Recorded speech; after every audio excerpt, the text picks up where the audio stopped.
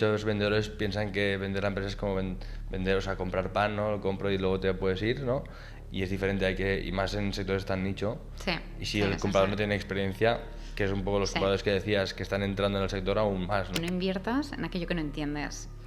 Y invierte en aquello que puedas aportar más que dinero. Lo primero es que no subestimen el proceso. Creo que si eliges bien el partner, es decir, que sea un inversor que entienda el componente cultural de tu empresa, que el ADN que llevan las dos partes sea similar, las transiciones van muy bien, son muy ordenadas.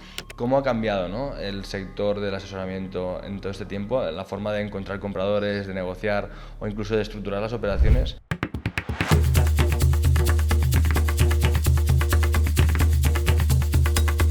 Bienvenidos al podcast de Dili. Rainmaker, las mejores historias de Money. Hola, bienvenidos a Rainmaker, el podcast de Dili. Soy Gerard García y hoy estamos con Gloria Fernández, que es directora y fundadora de Ideal Consulting, una boutique de M&A con sede en Mallorca, especializada en acompañar a empresas en sus estrategias de crecimiento y en la ejecución de procesos de venta. Bienvenida al podcast de Dili, Gloria, y gracias por estar aquí.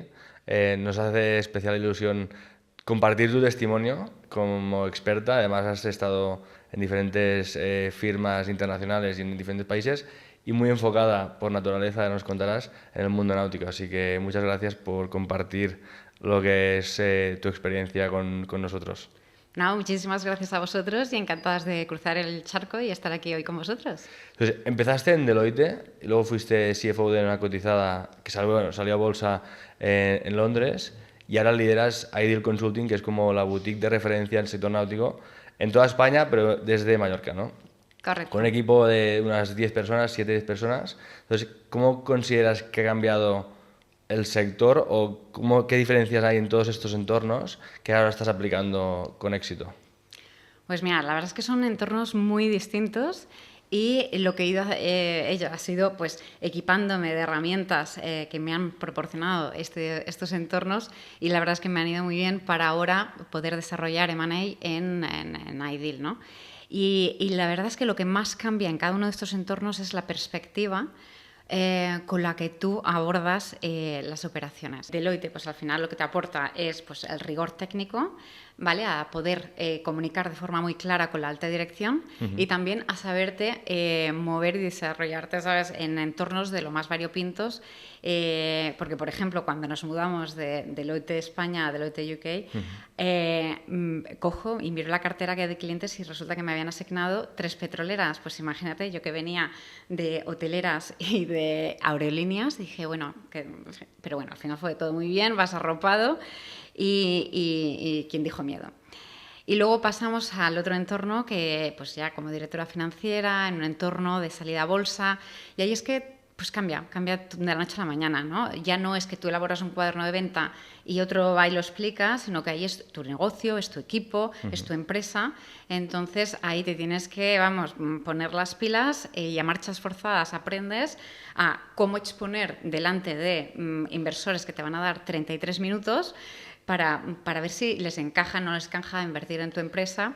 Y además esto era un proceso que estáis participados por un private equity, o sea que Correcto. veníais al final es la etapa final, ¿no?, de salir a bolsa. Así Entonces es. la relación con un private equity no es lo mismo que la relación con un senior manager y con un socio, ¿no? Para nada, para nada. La verdad, bueno, en nuestro caso la verdad es que tuvimos mucha suerte y lo que hizo fue profesionalizarnos y todavía prepararnos más para lo que fue luego el salto a bolsa, entonces, bueno, la verdad es que todo esto yo creo que en Ideal al final lo hemos sabido combinar, tanto pues lo que es la parte más técnica con la capacidad de poder entender un negocio, y es que al final pues cada operación pues tiene una lógica financiera, pero también tiene una narrativa, ¿no? Tiene un lado emocional. Y sin duda alguna, entender las dos partes, yo creo que desde Ideal lo hacemos bastante bien y es lo que marca la diferencia en cómo hacemos las operaciones. ¿Cuánto lleváis con Ideal? Pues ahora llevamos enfocadas pura y exclusivamente a M&A 2 años y medio. Muy bien. Y en Palma desde siempre, ¿no? Sí. Lo que pasa es que, bueno, resulta bastante internacional porque, claro, nuestros clientes es verdad que están con una SL, a lo mejor afincados en Palma o Arco Mediterráneo, pero sus actividades y servicios en su mayoría son internacionales.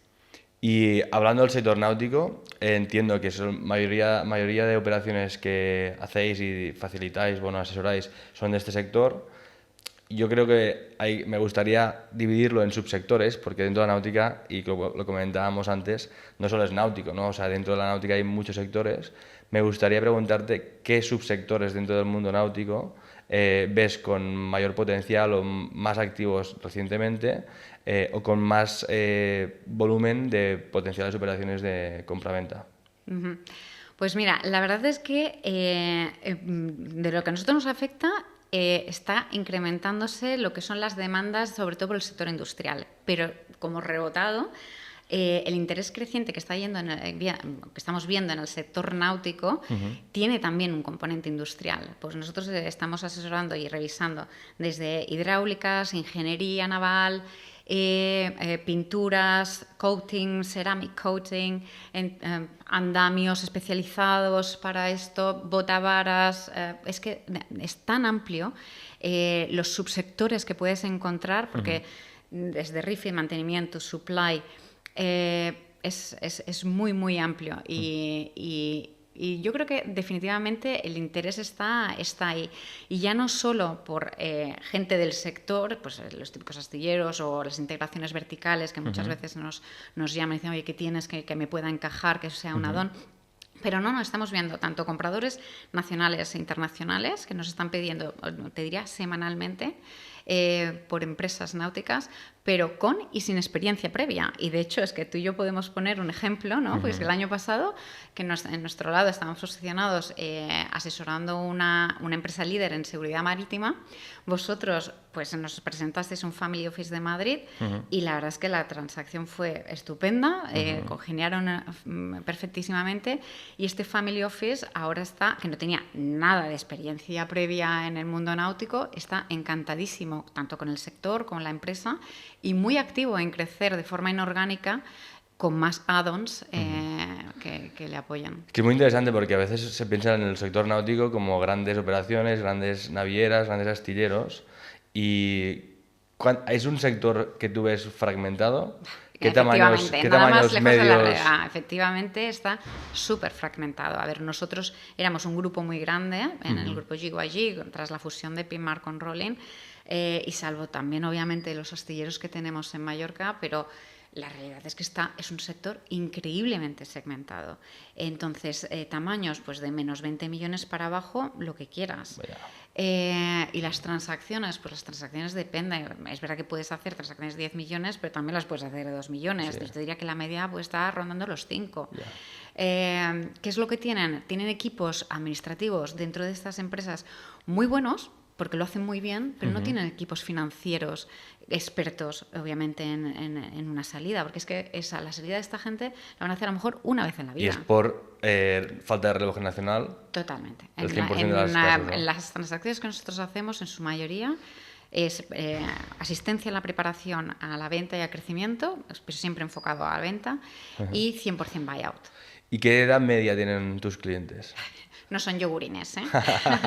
Para nada, pues entre 50... Bueno, Brian nos rompió la media, ¿no?, con los 80, pero pues entre los 50 y los 65. Es verdad que de cada vez se nos están acercando antes porque prefieren preparar bien la salida, porque se dan cuenta que el tiempo que invierten ahora, pues, oye, ¿qué voy a hacer con el beneficio que voy a sacar de la transacción? ¿Dónde lo voy a instrumentalizar? Entonces ya empiezan, nosotros también les invitamos, oye, contacta a un buen fiscalista, contacta a un buen patrimonialista, ¿cómo lo vas a hacer? Porque esto, el día que si tú quieres decidir hoy que vendes mañana, esto no te va, o lo tienes planificado o no te va a ir muy bien. Y ahora, digamos, pensando en tus mandatos actuales, ¿qué operaciones estás liderando principalmente? ¿En qué subsectores náuticos, si se puede mencionar? ¿Y qué tipología de vendedor te encuentras, ¿no? Que antes me explicabas la idiosincrasia de, a pesar de estar en España, en Mallorca, ¿no?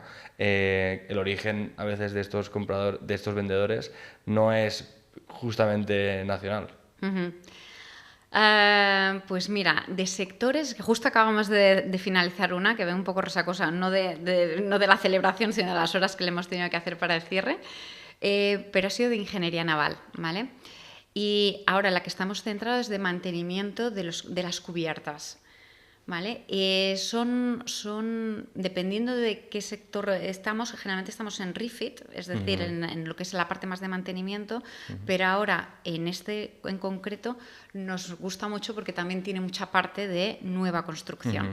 La nueva construcción lo que te hace es visibilidad. Entonces, un inversor que sobre todo no sea del mundo náutico, sí que le encanta que tenga visibilidad. Es decir, tú el mantenimiento puede ser que te lo preacuerden o que en tu order book que llamamos, ¿no? En tu cartera de pedidos lo tengas a 6 meses vista, 4 meses vista, pero una nueva construcción sí que la ves a 1 a 2 años vista y eso gusta. Porque cuando compran, ya compran una serie de proyectos que ya los tienen ahí, que ya han pagado un depósito y ya tienes una visibilidad de que al menos los siguientes años están asegurados, ¿no? Eso es como una cartera de obras, ¿no? Correcto. ¿Y el correcto. sector en general funciona así o es solo lo que son mantenimientos? En mantenimiento esto no lo ves, ¿vale? Vas más a salto de mata. En las nuevas construcciones, si tú tienes un proyecto que está linkado a una nueva construcción, sí que tienes más visibilidad y más planificación. Y aparte es menos estacional. Mantenimiento, los barcos están operativos en verano, entonces ahí pues mucha gente incluso tira de fijos discontinuos y en la nueva construcción no, la nueva construcción es muchísimo más plano. Y entonces tienes dentro de la parte, bueno, de los sectores es la parte industrial, que es fabricación, que es muy ligado, ¿no?, a las nuevas construcciones. Entiendo que por lo que me comentas, si comparamos ahora versus el pasado, se están construyendo muchos más barcos de todo tipo y por tanto el sector es como creciente, ¿no? Y luego está la parte de los servicios, que son los estacionales, ¿no? ¿No hay algún servicio recurrente durante todo el año en el sector náutico? Bueno, sí que los hay, ¿eh? Luego siempre en verano te quedan las emergencias, pues tanto hydraulics como la gente de supply y demás, siempre se quedan. Incluso los ingenieros también te van saliendo las emergencias, sobre todo de los charters y demás. Entonces, no es que la actividad se pare en seco, pero sí que hay un pequeño bajón. Pero sí que hay algunas que obviamente sí que continúan. Y antes mencionabas el inversor que encontraste vía Dili, que es un inversor que no tenía experiencia previa en el sector náutico. O sea, ahondando un poco más en esto, ¿por qué crees que el sector náutico suscita el interés no solo de industriales, sino de inversores externos a este sector?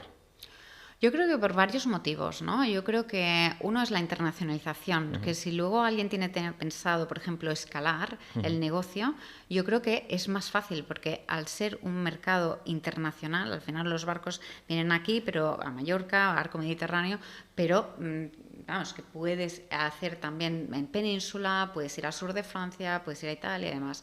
Entonces yo creo que resulta de interés por el hecho de que es escalable, es internacional, los márgenes, la verdad es que bien, sí. ¿Vale? Porque piensa que nosotros donde estamos no estamos en commercial vessel, estamos en la parte más de las superyates, o sea, yates de más de 24 metros, más de 30, 40, de hecho, en nuestros clientes la mayoría están en más de 40 metros. Es curioso, no había pensado nunca en la escalabilidad de esto, pero es verdad que hay muchos barcos que hacen temporada en Mediterráneo y en invierno van al Caribe, ¿no?, y se van moviendo y al final esto te da un mercado estable durante todo el año. Correcto. Te vas moviendo, ¿no? Correcto, correcto. Y hablando un poco de retos, o sea, a nivel de... Tú que tienes mucha experiencia en el sector náutico, ¿qué retos crees que enfrenta el sector náutico en general? O sea, como as a whole, ¿no? Y luego el sector también de la compraventa de pymes, ¿no? O sea, el tipo de vendedor o tipo de cliente que tú tienes ahora dista mucho del que tenías cuando estabas en Deloitte. Entonces, ¿qué retos? O sea, un poco los dos tipos de retos, ¿no? Un reto más de sector náutico o subsectores, los que quieras mencionar. Y luego retos a nivel de la gestión y el asesoramiento en el mundo pyme. A ver, los retos que nosotros vemos más de cara al sector náutico, yo te diría que es muy nicho. Entonces, o lo entiendes o no lo entiendes. Entonces, nosotros, por ejemplo, cuando salimos a bolsa, el tenerse lo que explicar a institucionales, pues había institucionales que lo entiendo, pero no acabo yo de lidiar con esta idea, ¿no?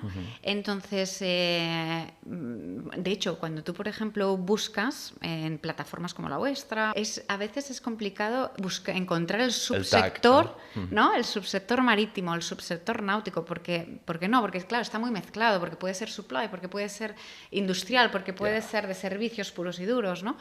Entonces, yo creo que este es un poco lo que nos estamos encontrando, ¿no? Que dices, es muy nicho y hay gente que le gusta, pero hay gente que no le gusta tanto. Y nosotros también tuvimos otro problema, que era los comparables. Para encontrar, a la hora de valorar o a la hora de ver, ¿sabes?, encontrar comparables de transacciones similares, también la gente no sabía muy bien por dónde iban los tiros. Entonces es verdad que nosotros vemos muchas, sabemos, vamos, cuando hacemos el rango de valoración, la verdad es que lo acertamos bastante, porque al final no se trata de empresas que tienen un intangible súper complicado de valorar, no es que tengan unas patentes, no es una farmacéutica, ¿no? Es que son empresas con mucha solera, muy sólidas, ¿sabes? Y entonces sabes perfectamente por dónde van a ir los tiros. Sí que vemos que las empresas del sector ya se están moviendo más en el rango alto de las valoraciones que ponemos. ¿Por qué? Porque al final tienen el tema de las sinergias, ¿sabes?, conocen el sector, entonces sí que están dispuestos a pagar un sobreprecio que a lo mejor alguien, pues un family office sin cero experiencia, pues no es mucho más cauto, ¿no? Y se nos va al rango bajo. ¿Y la parte a nivel más de asesoramiento a nivel pyme? ¿Y la diferencia entre Deloitte y Ideal? Pues ya me dirás. Pues como el día y la noche, porque obviamente en Deloitte nos podíamos pasar noches enteras debatiendo consultas megatécnicas, ¿no?, sobre si esto es así, la interpretación de la IFRS es así. Y aquí es otro mundo, cambias al final los retos técnicos por retos emocionales. Entonces aquí es saber manejar muy bien ambas partes, especialmente si son del sector y con poca experiencia en M&A. Y tu cliente, de la parte vendedora, se te pone muy escéptico, ¿no? Si no has hecho tus deberes educativos, de decirle cómo funcionan estos procesos, qué puede esperar, cómo son las valoraciones. Entonces, cuando ya entramos, que van a aplicar el método Lockbox, que van a hacerme un ajuste de la normalización del working capital, a esto, al vendedor, todo le suena que estos son artimañas para que te para bajar el precio. Sí, hay que hacer de traductor. Exactamente. Nos volvemos ahí traductoras totales, decir, no, esto sí que es aceptable, esto no es aceptable, ¿vale? Y entonces muchas veces se nos quedan atascados en cosas, imagínate la LOI, en el SPA, me dice, no, es que esto yo no lo veo aceptable porque tal. He dicho, y digo, pues se te ha escapado una más gorda, o sea, se te ha escapado, digo, porque eso es de mercado. Lo que te está pidiendo, ¿sabes? Esa rep, esa warranty que te piden en el SPA, en el contrato de compra-venta, es totalmente de mercado. Lo que no es de mercado es que no te ha metido una limitación a la responsabilidad y eso se te ha escapado. Entonces, es súper importante, ¿sabes?, que vayan bien asesorados. Formarles, ¿no? Sí.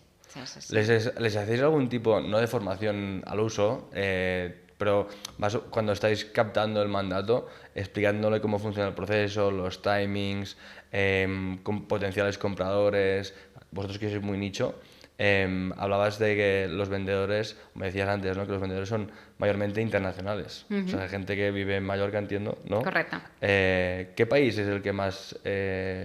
Británico, y también tenemos varios irlandeses.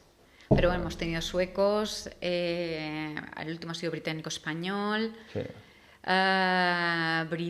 sudafricano. Sí, es que tenemos un poquito de todo. Entonces, ¿les hacéis esa parte como de acompañamiento previo a ir al mercado para que ellos lo entiendan? Sí, de hecho, cuando les vemos que van muy verdes con este proceso, ¿no?, les dice, oye, mira, que me he levantado Gloria. Generalmente casi todos, por no decirte 99,9 bien referenciados. Es decir, alguien les ha dicho, oye, ves para allá porque necesitas una Gloria en tu vida y una Ideal en tu transacción. Bueno. Entonces, suelen ser personas, empresas que ya nos vienen recomendadas, y aún así les hacemos una sesión que lo llamamos el Readiness Assessment.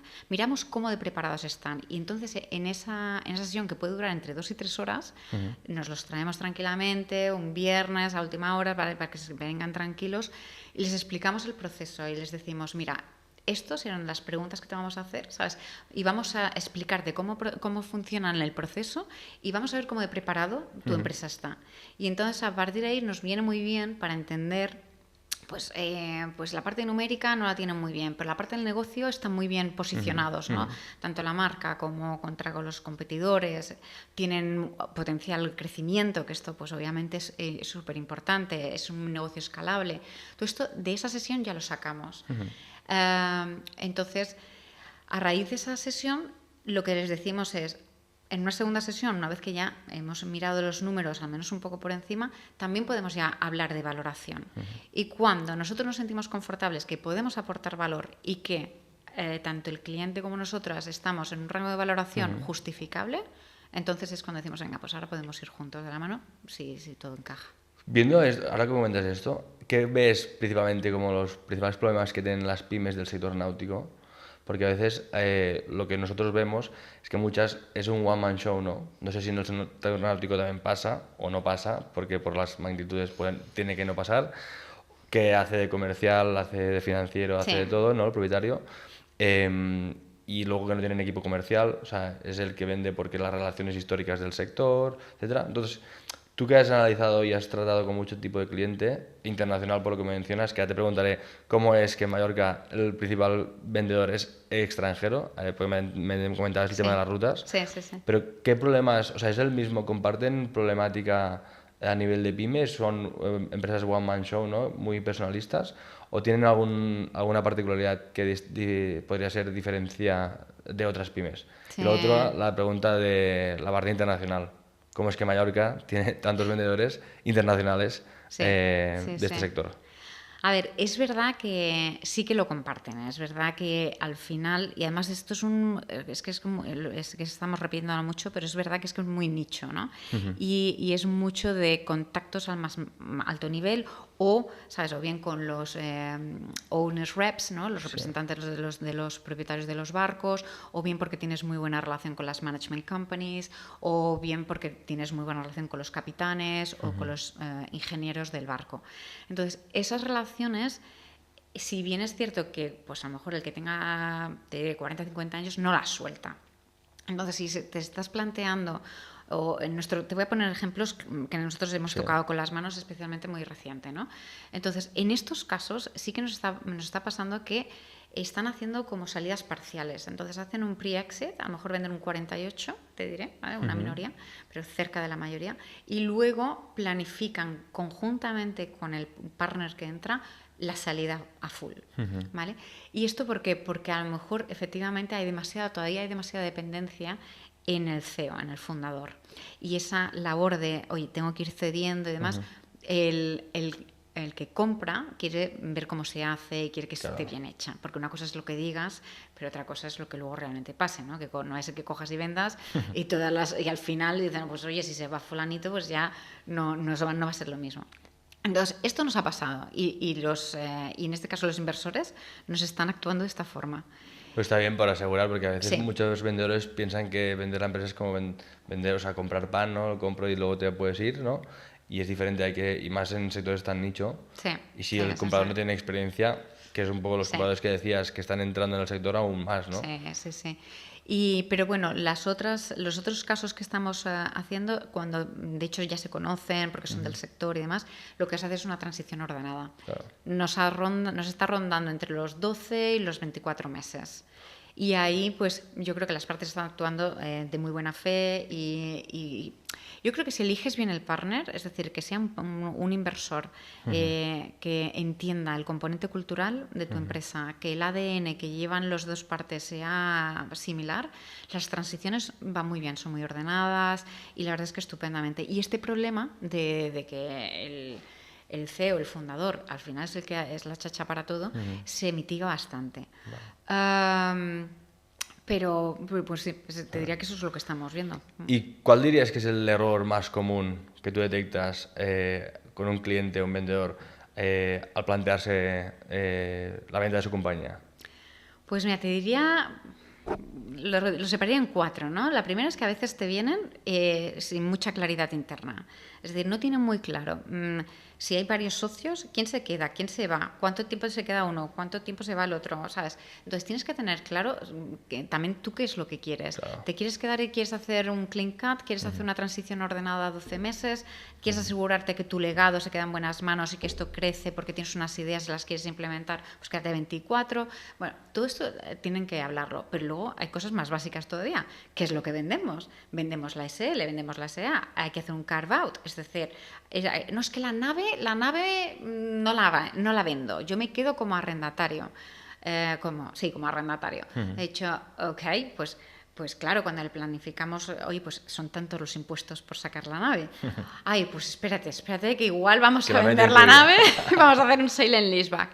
Todas estas cosas se tienen que hablar, se tienen que planificar. Y ya también, si les podemos de antemano decir según qué cosas, pues a lo mejor ya según qué activos no los meten en esa L, lo metes en una patrimonial, ¿no? Entonces, lo de la claridad interna, definitivamente súper importante que lo tengan, que hagan un poco de dedicación a ello. Luego, estar preparados, pero a todos los niveles, es decir, los números tienen que estar ordenados. Y si no, pues tienes que buscar un profesional que te haga un proforma. Si no has hecho los deberes antes, pues hazlos a posteriori, pero los números tienen que estar ordenados. Y luego si no se alargan las due diligence. Hombre, claro, y es que es un drama, ¿sabes? Y luego es cuando allí ya empiezan a moverse las valoraciones y demás.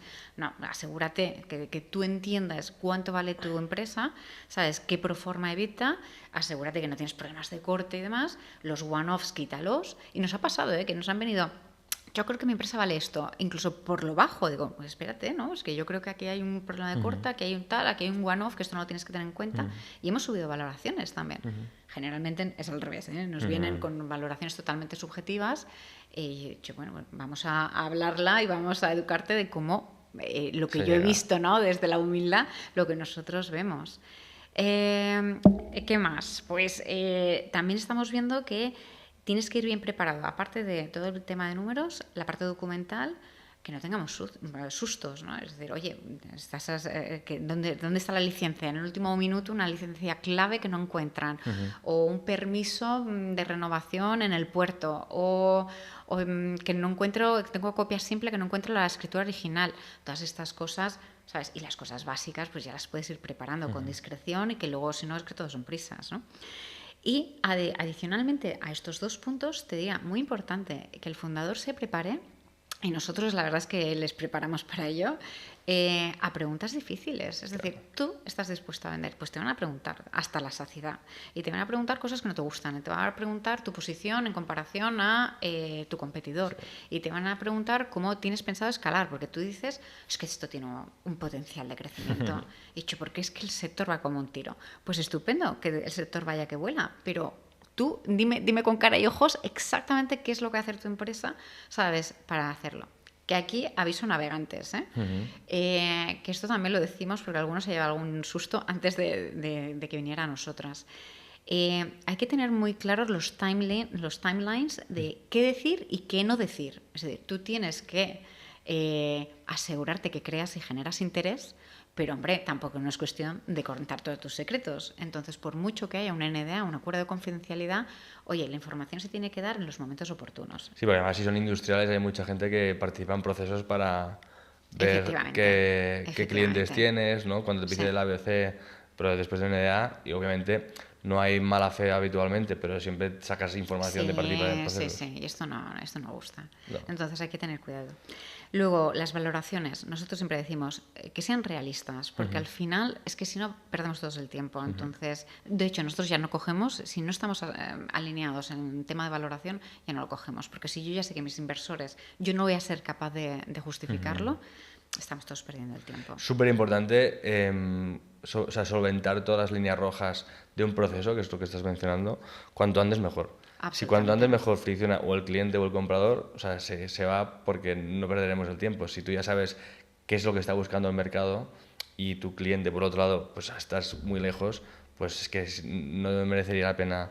Y hay hay a veces asesores que esto no lo hacen y a veces lo que pasa es que te dificulta el proceso después, ¿no? O cuando tienes una LOI o estás ya en due diligence, que levantas la mano y empiezas a decir cosas, tú decías de decir qué decir y cuándo decirlo, ¿no? O sea, es súper importante medir el mensaje. Sí. Y es que adicionalmente, nosotros ya es que vamos un paso más allá. Una cosa es el precio, pero nosotros ya les decimos, cuando estamos ya negociando la LOI, porque se ha generado interés, porque parece que todo va bien, es que, bueno, pero el precio y en qué condiciones. Eso. Vamos a hablarlas ya, porque si me vas a poner pagos diferidos, etcétera, y eso no le encaja a mi cliente, pues apaga y vámonos, ¿no? Y echamos freno de mano aquí. Pero ya incluso estamos yendo a otro nivel, es decir, Limitaciones a la responsabilidad. Esto suele generar fricciones en todos los SPA, en todos los contratos de compraventa. Pues, como dice mi madre, más vale ponerse una vez colorado que un ciento amarillo. Mejor sacarlo de antemano. O sea, ¿te vas a aplicar lo que son limitaciones de mercado? En M&A, estupendo. Pero si no me las vas a aplicar, entonces pues tengo que hablarlo con mi cliente, porque me vas a aplicar cosas que no son de mercado, si no me vas a hacer una limitación temporal y una limitación poniéndome un cap, ¿no? Entonces, estas cositas, todo lo que puedan ser red flags, deal breakers, nosotros cuanto antes. Cuanto antes. Y ahora piensa un cliente nuevo, ¿no? El Brian, que te recomienda a un amigo suyo, a un conocido. ¿Qué le dirías, ¿no? A ese vendedor, ese empresario, empresaria, que está pensando por primera vez en su vida en vender su compañía, ese empresario o empresaria o familia, ¿no? Porque a veces no es una persona, sino que es varias familias o varias generaciones. Entonces, ¿qué le sueles decir en ese momento de primeras, vamos a vender, no vamos a vender? Sí. Bueno, pues lo primero es que no subestimen el proceso, porque son procesos largos y tediosos. Y la verdad es que son muy exigentes, tanto a nivel emocional, más que nada, ¿no? Que tengan claridad, sobre todo entre los socios, y planifiquen bien, ¿sabes? Qué es lo que quieren y qué estrategia van a seguir. Que se preparen con antelación, ¿vale? Con expectativas realistas y que vayan bien asesorados, ¿vale? Pero yo te digo, desde hablar con un fiscalista o un patrimonialista a incluso que, por ejemplo, contraten gente como Dili o como iDeal, porque al final lo que nosotros aportamos es que no somos un coste. En nuestra humilde opinión, nosotros no somos un coste para la transacción. Nosotros lo que aportamos esto es una inversión que se hace para que te incrementemos las posibilidades de éxito de la operación, te lo hagamos en tiempo récord, es decir, que te acortemos los tiempos, porque está más que demostrado, te ahorramos desgaste emocional y pues es que vas bien asesorado y evitas last minute surprises, ¿no? Sorpresas de último minuto que te vienen abajo, ¿no? Cuando una operación se cae, cuando tú ya te habías hecho ilusiones que esto ya estaba, la verdad es que luego levantarse de eso cuesta. Pues me da muy bien para la última pregunta. La última pregunta como del contenido, luego te hago dos últimas preguntas rápidas finales, que es si notas cómo ha cambiado, ¿no?, el sector del asesoramiento en todo este tiempo, la forma de encontrar compradores, de negociar o incluso de estructurar las operaciones, con tu experiencia de varios años. O sea, ¿has visto cambios y cómo lo has visto cambiar, ¿no? Sobre todo. Pues muchísimo cambio, ¿no? Porque antes era todo muy local, pues era todo sobre todo de contactos, ¿sabes? Uno te conectaba con el otro, pero ahora, claro, con la digitalización, pues esto es brutal, ¿no? Hay muchísima más información, los compradores se les ha abierto un abanico de posibilidades de dónde invertir. Pero, ¿qué es lo que pasa? A los vendedores está estupendo porque tienen más escaparates donde exponerse, pero tienen más competencia. Entonces, ¿qué es lo que estamos viendo? Pues que los compradores se vuelven más exquisitos, es decir, priorizan a aquellos vendedores que ya van preparados, es decir, que no les van a hacer perder el tiempo en una due diligence, porque al final, ¿sabes?, ellos están invirtiendo en asesores y demás, entonces lo que no quieren es que vaya alguien que no lo tenga claro, que esté dudando, que la información no fluya, etcétera, ¿no? Entonces, clarísimamente ahí vemos un cambio. Entonces, es un proceso más exigente, te diría, pero por otro lado, así como hace unos años los private equity tenían muy mala fama, ¿no?, de tiburones oportunistas, también estamos viendo un cambio aquí, ¿no? Sí. La pyme ahora sale, ¿no? Ha salido, hay un interés. De hecho, yo he dejado las transacciones grandes y estoy enfocada en transacciones de volumen más pequeño. Vosotros sois plataformas que estáis apoyando a que todo esto fluya, ¿sabes? Y la realidad es que sí que estamos viendo también unos inversores mucho más humanos, ¿sabes? Que sí que, ¿sabes?, no los vemos tan oportunistas. De hecho, el Family Office que tú nos presentaste son gente que paga precio de mercado, ¿sabes? Claro que te va a hacer la due diligence y claro que te va a preguntar, ¿no? Pero están pagando de mercado. Y la siguiente que firmamos justo después, ¿no?, del deal que te comentaba antes, también es que no nos discuten el tema. Yo creo que la clave también, con la tecnología, un poco la evolución del sector, se ha reducido la asimetría. No sé si tú también lo piensas, pero yo, en mi experiencia anterior lo que veía es que hay mucho comprador que tiene más información porque ha participado en más procesos, ha negociado muchas más veces, ha visto muchos más contratos, etcétera, que el empresario, que es la única vez que se ha presentado, ¿no? Entonces, a un tamaño más grande, esto todos los equipos directivos ya lo conocen, pero un sector o un empresario que de media, te decías, ¿no? Desde 50, pero que hemos ayudado a clientes de 75, 80, la simetría se reduce. Y se reduce por tener esa capilaridad y que casas como vosotros pues podáis ayudar y darles opcionalidad, que no siempre es el que solamente a veces el cliente te dice no, habla con este, que son mis competidores o mis amigos que están en el sector, pero es que no es el único potencial comprador que existe. Entonces, cuando le das opcionalidad, pues en general tienes más humanos, la gente te valora más, valora el proyecto y quiere conocer más quién hay detrás, ¿no? Entonces yo creo que la evolución que he visto principalmente viene por ahí y también por el lado de que el volumen y todo el mundo mira las pymes. O sea, solamente tendrás clientes muy grandes que lo que están comprando son pymes y son clientes que facturan billions, seguramente, porque las transacciones, el volumen, el número de transacciones están en deals pequeños, obviamente no en deal value, pero... No, totalmente de acuerdo, ¿eh? De hecho, nosotros es que casi siempre somos el add-on, el add-on para esto, el add-on para esto. Y son transacciones que fluyen muy rápido, ¿eh? Es decir, como... Como Machen. Sí, exacto. Sí. Porque todo el mundo sabe lo que quiere buscar, ¿no? Y... Sí. Pues genial, pues mira, esto es ha sido un poco el contenido. Nos gusta terminar las entrevistas con una pregunta rápida, que es ¿cuál ha sido el mejor consejo de inversión que te han dado nunca? Los compradores, clientes, amigos, colegas del sector, ¿qué dirías que ha sido? Pues mira, yo creo que uno de los mejores consejos que me han dado es, oye, no inviertas en aquello que no entiendes. Y invierte en aquello que puedas aportar más que dinero. Y es verdad, la verdad es porque es que me dicen, es que si no te vas a frustrar o no vas a disfrutar. Entonces, la verdad es que eso sí que lo he seguido. No es café para todos, estoy convencida que no es para todos los perfiles, pero en mi caso, la verdad es que a mí me ha ido bien. Pues genial, nos quedamos con esto como mensaje final. Y de nuevo te agradecemos muchísimo pues, que hayas estado en el podcast de Daily y visibilizar el sector náutico, que a veces es un sector muy nicho, no visible para muchos, y también tu experiencia desde Ideal, que yo creo que estáis liderando el asesoramiento a nivel de money y compraventa de pymes en Baleares, concretamente en Palma, y que sigamos colaborando mucho tiempo. Así que muchas gracias. No, gracias a vosotras. La verdad es que yo creo que somos el tándem perfecto. Porque sin vosotros también sería muy difícil para pymes poderse exponer, ¿sabes? Y poder llegar a buen puerto. Genial, gracias Gloria. Gracias a ti.